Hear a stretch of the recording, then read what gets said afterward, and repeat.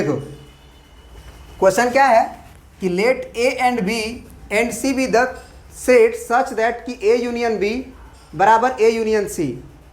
तो ए union B बराबर ए union सी का पहले मतलब बताओ। ए यूनियन बी का मतलब हुआ कि ए और बी सेट का दोनों को जोड़ा गया है और टोटल एलिमेंट पॉसिबल जो है वो लिया गया है, कोई भी एलिमेंट एक से अधिक बार नहीं लिखा जाएगा। उसी तरह ए यूनियन सी का मतलब हुआ कि ए सेट के अंदर का सारा एलिमेंट और सी सेट के अंदर का सारा एलिमेंट जो भी है वो लिया गया है और कोई भी एलिमेंट को दो बार नहीं लिखा गया है। दोनों बराबर है मतलब हू बहू दोनों सेट बराबर है, माने ए यूनियन बी जो है वो पूरी तरह से ए यूनियन सी के बराबर है। दूसरी बात कि ए इंटरसेक्शन बी का मतलब हुआ कि ए और बी में जो कॉमन एलिमेंट है, ए सेट के अंदर और बी सेट के अंदर जो भी कॉमन एलिमेंट है वही कॉमन एलिमेंट ए सेट और सी सेट के अंदर भी है।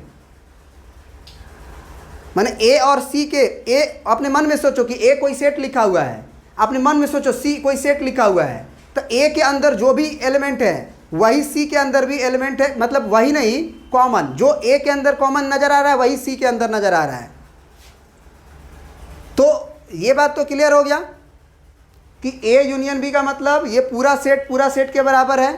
ए इंटरसेक्शन बी का मतलब ए और बी में जो कॉमन एलिमेंट है वही एलिमेंट ए और सी में भी है कॉमन।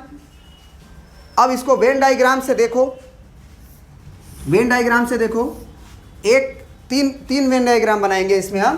पहले तो हम बनाएंगे ये वाला पहले ही बनाएंगे। देखो ध्यान से,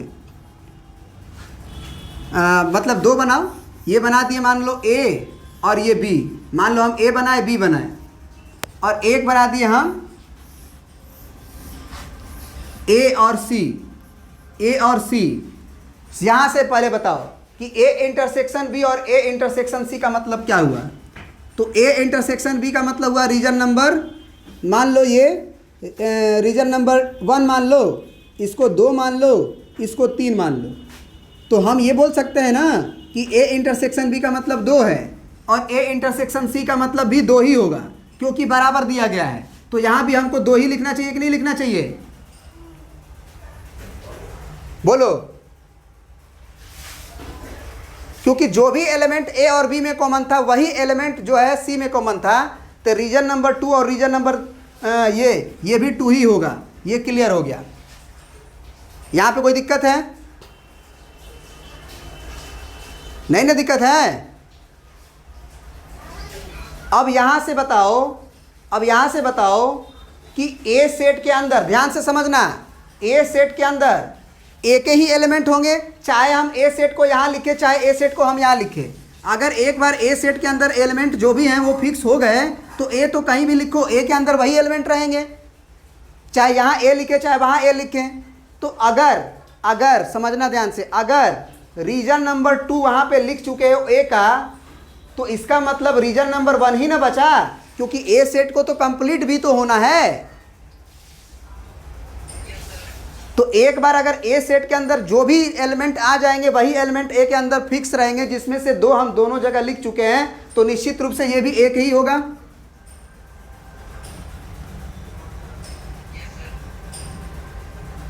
बात समझ में आ रही है?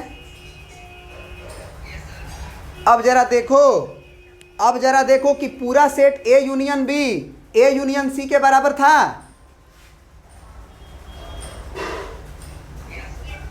तो अगर ए यूनियन बी में 1 2 3 आया है, इसमें 1 2 आया हुआ है, हमको मालूम है कि दोनों बराबर है, पूरा ए यूनियन बी का मतलब ये पूरा कंप्लीट, ये कंप्लीट रीजन बराबर है, तो निश्चित रूप से वो तीसरा बचेगा कि नहीं बचेगा?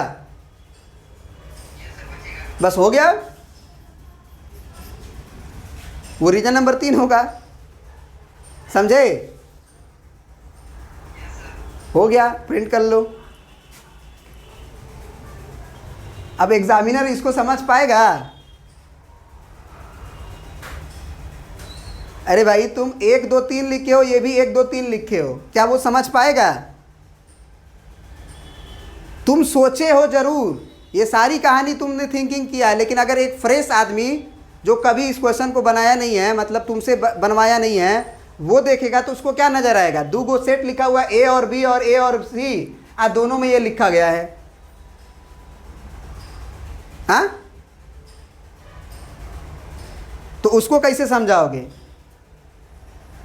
समझ तो आ गया, उसको ऐसे समझाना, उसको ऐसे समझाना। देखो तुम कहना कि A इंटरसेक्शन B बराबर A इंटरसेक्शन C, तो हम मान लेते हैं इसे X मान लेते हैं कि A इंटरसेक्शन B बराबर A इंटरसेक्शन C, तो हम इसे मान लिए A X, कैपिटल X मान लो और अच्छा है, कैपिटल X मान लो क्योंकि वो भी एक सेट आएगा ना, और सेट को हम लोग कैपिटल लेटर से डिनोट करते हैं। तो हम मान लिए ये X है, बढ़िया है ना, ये X मान सकते हैं। अब कहना कि इन दोनों का वेन डायग्राम हम पहले बनाएंगे। ये A हो गया हमारे पास और ये हमारा B हो गया, और हम एक वेन डायग्राम और बनाएंगे जिसमें A लिखेंगे और C लिखेंगे। हम कहेंगे कि ये A इंटरसेक्शन B का रीजन X है, फिर A इंटरसेक्शन C का रीजन भी X होगा, है ना। यहाँ पे लिख लेना लेट। ये बना रहे हो तुम, बना रहे हो गया। अब लिखोगे आगे, इसके फर्दर आगे लिखोगे कि सिंस सेट A बराबर सेट A, सेट A बराबर सेट A, खुद का सेट खुद के बराबर होता है ना। तो इसीलिए हम बोलेंगे A सेट अगर A सेट के बराबर है तो हम कह सकते हैं कि ये Y है मेरे पास और ये हमारे पास Z है, ये मेरे पास Y है रीजन और ये हमारे पास Z है। तो हम कह सकते हैं कि Y प्लस X बराबर Z प्लस X, X से X कट गया तो Y बराबर Z। तो दिमाग में रखना है कि Y और Z को हमको बराबर लिखना है, कहीं भी यूज होगा तो। फिर अब आते हैं, कहते हैं कि since according to question A union B, मान लो हम इसको मान लेते हैं, इस रीजन को X माने हैं Y माने हैं, इसको Z मान लेते हैं, या Z उधर मान चुके हैं, इसको W मान लेते हैं, W, और इस रीजन को मान लेते हैं W के जगह पे क्या लिखते हैं, P मान लेते हैं, चलो P मान लेते हैं। तो अकॉर्डिंग टू क्वेश्चन हमको दिया हुआ है कि A यूनियन B का जो सेट है वही सेट A यूनियन C का भी है। तो A यूनियन B को हम इस इंफॉर्मेशन से लिख सकते हैं Y और क्या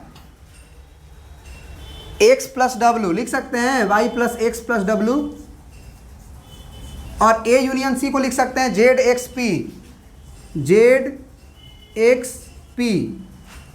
Z plus X plus P।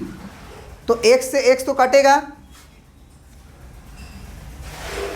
ना, और यहाँ से आया Y प्लस W बराबर Z प्लस P। अब हम फिर से क्या काट सकते हैं, Y और Z बराबर आ चुका है तो Y और Z को काट लो, तो W बराबर P आ गया, W वाला रीजन P के बराबर आ गया। तो अब हम क्या कह सकते हैं, दोनों तरफ X जोड़ने पे, तो W प्लस X बराबर P प्लस X। तो W प्लस X किस रीजन को बता देगा, W plus X region number B को बता देगा, और P प्लस X किस रीजन को बता देगा, P प्लस X किस रीजन को बता देगा, रीजन नंबर C को कंप्लीट बता देगा। और यही हमको प्रूफ करना था। समझ में आया क्या?